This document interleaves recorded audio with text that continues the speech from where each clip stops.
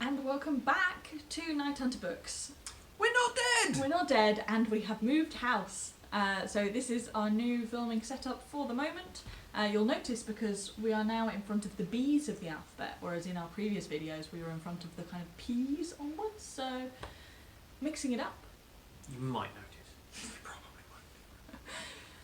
I'll admit that we haven't put a lot of thought into this video. There's quite a few tags that have come up that we'd quite like to do, and maybe some readathons, but at the moment we thought, first video, let's just keep it simple. These are the books that we've read that are not Hugo nominated. A lot of the things we've been reading over the past few months, and you might have seen our short story nominations video and our novelette nominations video, so a lot of the books we've been reading are Hugo nominated, so we still need to fill in some gaps with the novellas and the novels. And the series. And the series. But these are just the other ones. First out of the gate we have The Hive Construct by Alexander Maskill. It's okay. It's set in a drastically different Africa. This is a conspiracy thriller with a lot of tech thrown in. However, it feels like the African setting is basically a theatre dressing.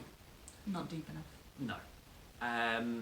There's not enough attention paid to the cultural differences. Fundamentally, it's used for the coolness rather than for any particular exploration. It's a reasonably competent tech thriller, and in the 90s or even in the early 2000s, that would have been enough. These days, I'm not sure it cuts the mustard.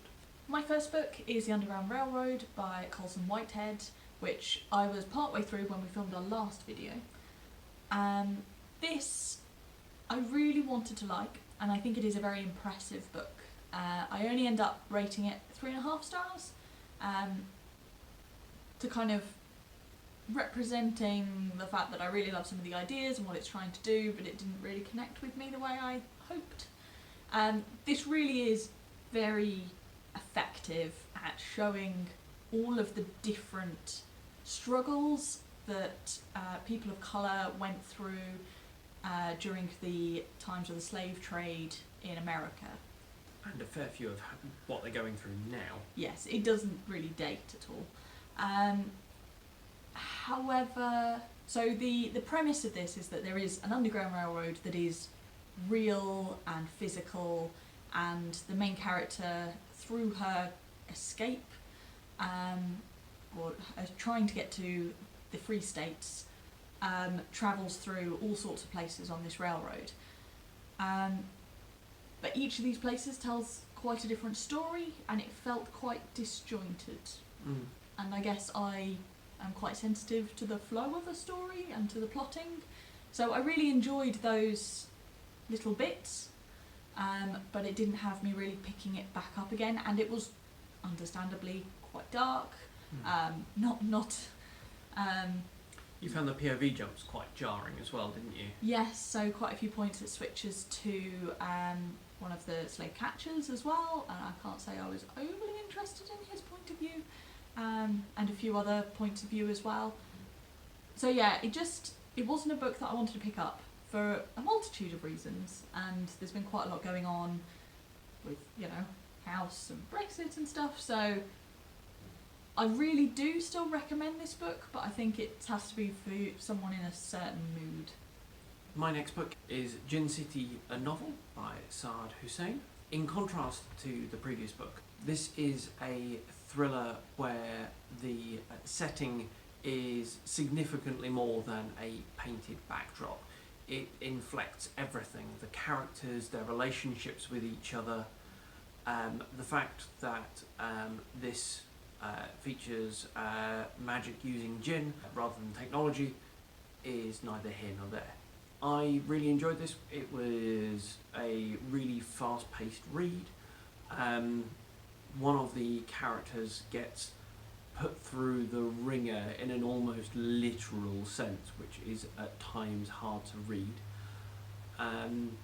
One thing I would note about this is that there's not an awful lot of female characters, and they're not treated particularly well, which I think is interesting. On the other hand, it's an American published magical conspiracy story set in Bangladesh, which I don't think comes up very often. My next is Rat Queens Volume 5, The Colossal Magic Nothing by Weeb, Djinn and Ferrier. This is probably my least favourite instalment of the Rat Queens. It very much still has the Rat Queens, who I love as characters, and there's a lovely section with Orc Dave again, who is probably my favourite character, but the central plot in this lost me a little. Now, I didn't reread these before reading this one, but I did reread them all last year, so I'd expect to not find it too difficult to follow. But this collection really goes all over the place. There are multiple dimensions, there's time being rewritten, there's a different artist for different dimensions, so the art's a little bit all over the place, and I found it quite difficult to follow. So I will still be reading the next one, but a few more like this, and I might consider that I probably have a few too many graphic series on the go. Talking of series on the go, In an Absent Dream by Seanan Mcguire.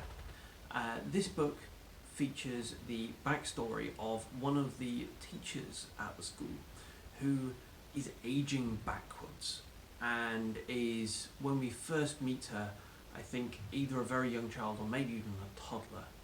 So this is going back quite some time to when she was young the first time around and how that happened to her. It features an environment, a portal world known as the Goblin Market, where nothing is free and trying to run away from your debts has consequences.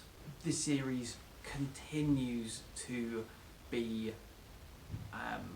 really thoroughly enjoyable, and each book takes a trope from fantasy and explores it and tweaks it and asks interesting questions about it, and this one is no different. And the last book I read was Uprooted by Naomi Novik, which people have been telling me to read for quite some time. I think this might have appeared in my 5-star TBR predictions. As I predicted, I really liked this. I rated this 4.75 stars, which puts it in my kind of top 2 with calculating stars for the year. This felt like it was written for me. So this is set in a sort of fantastical Poland almost. It draws upon Slavic and Russian and Polish folklore, which is quite different for a fantasy, and the setting is of this particular one is very nature based, and it does kind of follow a Chosen One story arc. Like, I will admit that it's not as original as it could have been in terms of the plot and where it goes, but the resolution I found very satisfying. It feels like it goes in a slightly different way than it could have, and the central relationship made me keep turning pages. But at one point then the relationship becomes less of a focus, and that didn't really bother me because by that point I was so invested in what was going on and the characters, the other characters. So yes, I loved this. I would recommend it. It's quite quick to read, so it's probably verging on YA. I don't know what it's marketed as. But yeah. I think both, maybe. Yeah, it ticked all the boxes for me. I did read this so that I could read Spinning Silver for the Hugos, but I'll leave that for a later video. As we said at the top of the video, we're not dead. You might see some more videos from us in the coming months, hopefully. And let us know what you've been up to over the past few months. What of BookTube have we missed? We have been watching some videos, but mainly the shorter ones. So, or the ones specifically around Hugo nominations. And we've spent the last week without any internet at all. Yes, and we are filming this with some element of hope because we still don't have internet. But thank you very much for sticking with us and for watching, and see you again soon.